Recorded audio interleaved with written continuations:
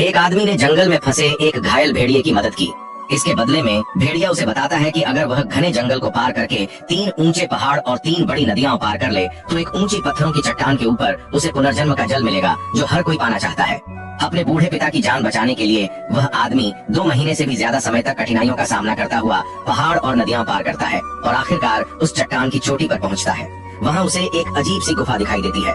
गुफा का द्वार किसी राक्षस के खुले मुंह की तरह डरावना लगता है, लेकिन आदमी को कोई डर नहीं है। उसे हर हाल में पुनर्जन्म का जल पाना है ताकि उसके पिता फिर से स्वस्थ जीवन जी सकें।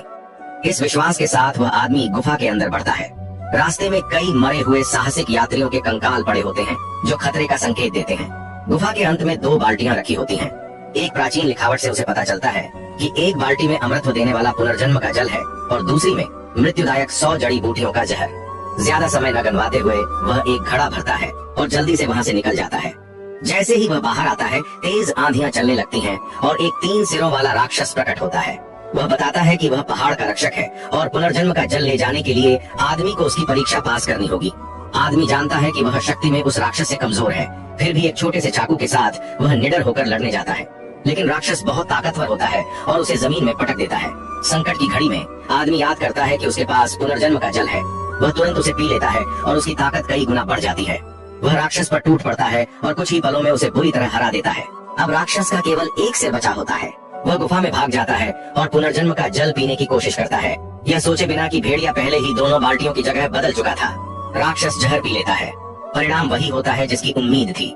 आदमी राक्षस को हवा में उछालकर जमीन पर पटक देता है। टक्कर इतनी जबरदस्त होती है कि पूरी चट्टान हिल जाती है, गुफा गिर जाती है और सब कुछ खत्म हो जाता है।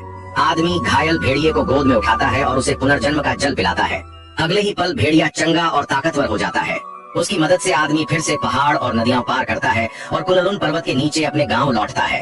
लेकिन तब तक उसके पिता की हालत बेहद नाजुक हो चुकी होती है।